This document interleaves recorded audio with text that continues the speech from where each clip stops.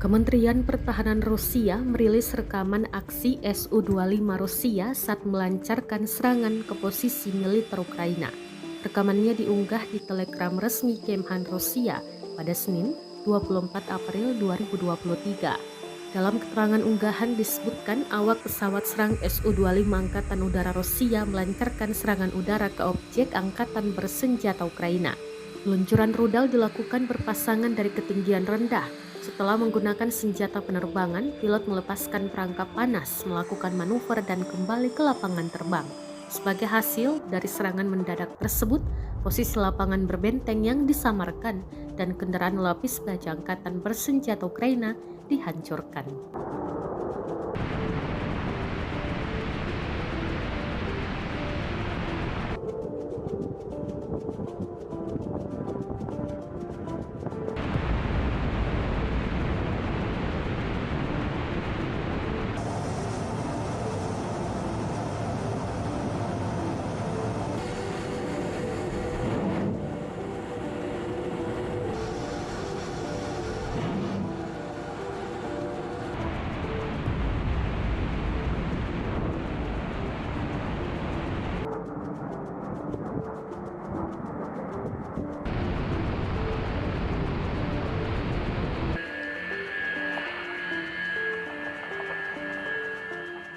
Terima kasih sudah nonton.